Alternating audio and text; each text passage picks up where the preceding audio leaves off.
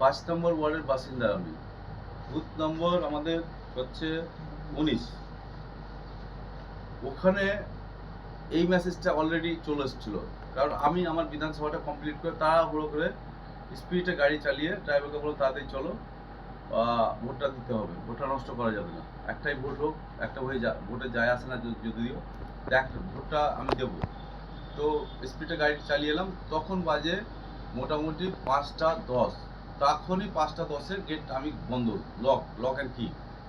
আমি বললাম, পরিচয় দিলাম, ওরা তো কাছে আসছিল না, সেন্ট্রাল ফোর্সরা ওরা কাছে আসছিল না, গেটের কাছে আসছিল না।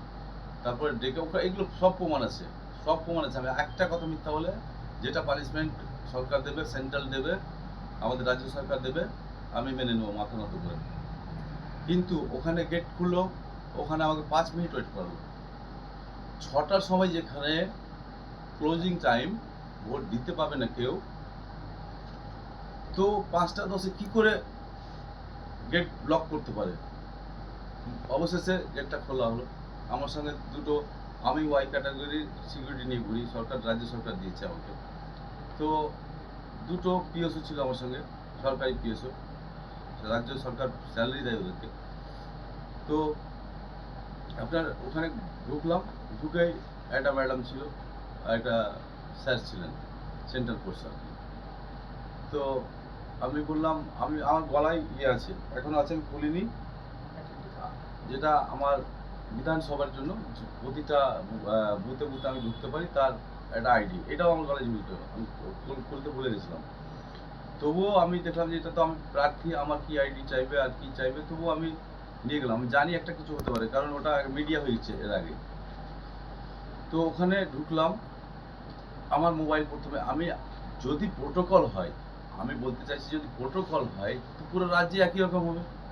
সাগরদিঘি আলাদা, শামসেরগঞ্জ আলাদা, ফরাক্কা আলাদা, সুতি আলাদা, জঙ্গিপুর আলাদা, প্রতিটা বিধানসভায় কি প্রোটোকল আলাদা হবে সেন্ট্রাল ফোর্সের? তা তো হওয়া উচিত না। আমার জ্ঞানে যতটুকু জ্ঞান, ক্ষুদ্র জ্ঞান আমি বলছি, তা তো হওয়া উচিত না। কিন্তু এখানে দেখছি বিভিন্ন জায়গায় বিভিন্ন রকমের ব্যাপার। আমাকে যদি মোবাইল আটকানোর ছিল তো সাগরদিঘিতেও আটকাতে পারতো, কোনো জায়গাতে তো আমার মোবাইল আটকানো হয়নি। আমি মোবাইল নিয়ে গেছি, হাতে ওপেন নিয়ে গেছি দুটো মোবাইল, এখনো ভিডিও আছে, ওইগুলো আমি দেখাতে পারবো। এখানে তারপর আমার রাগটা কোথায় হলো, আরে ভাই ঠিক আছে, তোদের একটা ডিউটি আছে, তোরা কর, অবশ্যই কর, আপনারা করুন। এক জায়গায় করলো চেকিং, মোবাইল আমার আমার সিকিউরিটিকে সম্ভবত দিয়েছিলাম যে রাখো মোবাইল, তখন বলছে মোবাইল অ্যালাউ নেই। তো মেনে গেলাম, আমি তর্কে গেলাম না।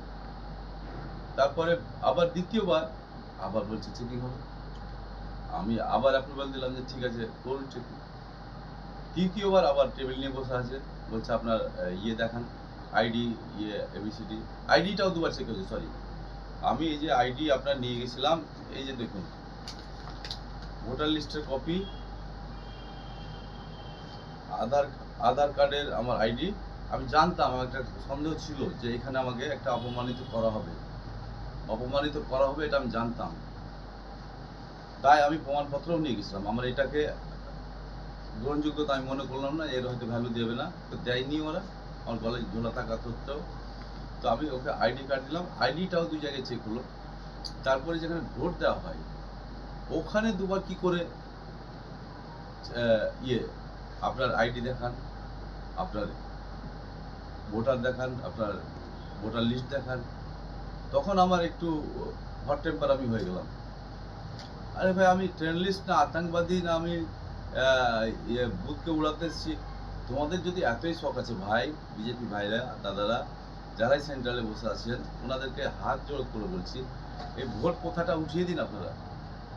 আপনারা দিল্লি থেকে ক্যাপচার করতে পারবেন প্রতিটা রাজ্য, আপনাদের এতটা ক্ষমতা দিয়েছে ভগবান আল্লাহ উপরওয়ালা। এই অহংকার টিকবে না, এই অহংকার টিকবে না, টিকবে না। ভগবান আল্লাহ কেউ অন্যায় বরদাস্ত করে না। একদিন আপনাদের পতন হবে, আর শীঘ্রই হবে। আপনারা পুরো ইন্ডিয়াতে কোনো জায়গা পাবেন না। আমাকে অপমান করাটা বড় ব্যাপার নেই, কিন্তু আমার মতো একটা ছেলে, আমি সাধারণ পাবলিক হয়ে গেছি আজকে, আমি এমএলএ নিজেকে বলছি না, আমি সাধারণ ভোটার বলছি, বাইরেও দিয়েছি, বলবেন যে আমি সাধারণ ভোটার। আর শামসেরগঞ্জ কেন, পুরো মুর্শিদাবাদের ম্যাক্সিমাম মানুষ, মালদার ম্যাক্সিমাম মানুষ আমার বাবাকে, বাবুর আলী বিশ্বাসকে বাইরেন বিশ্বাসকে সকলে চেনে। ওখানে আমি যাওয়া মাত্রই তো প্রচুর ভিড়, আমার বন্ধু বান্ধব পরিচিত লোক হাই হ্যালো করছিল। তারপরে আপনার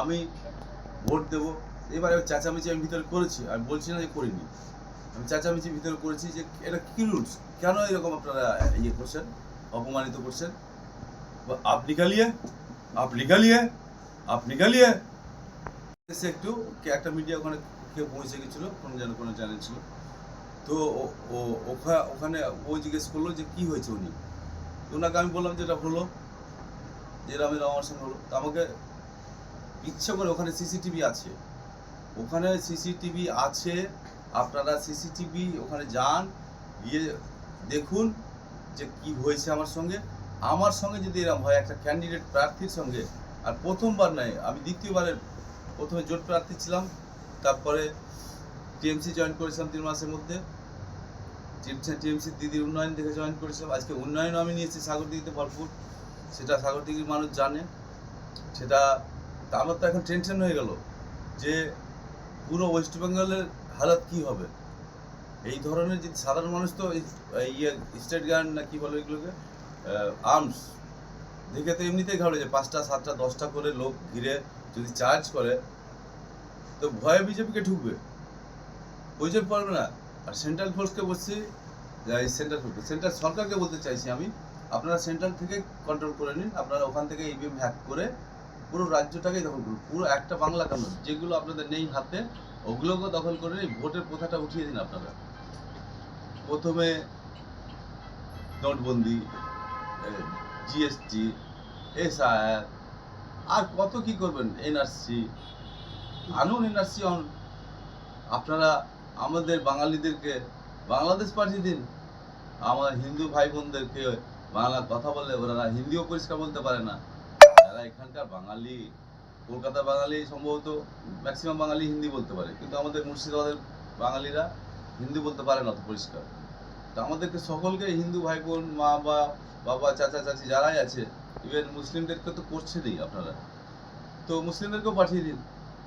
এত অন্যায় অত্যাচার দাদা, কি বলবো, আপনাদের মিডিয়া ভাইকে বলছি এগুলো ভাইরাল করুন, দেখান লোককে, পুরো ইন্ডিয়া যাতে পৌঁছায়, সবাই দেখুক যে কি চলছে বাংলাতে, বিজেপি গভর্নমেন্ট কি করতে চাইছে। আপনি ভোট দিতে পেরেছেন তো? না, আমাকে বললো বেরিয়ে যান, অপমানিত করবো, নিকালি আপ সেন্ট্রাল বাহিনী। আমি একটু চেঁচামেচি করেছিলাম ভিতরে, আমি বলবো না যে করিনি।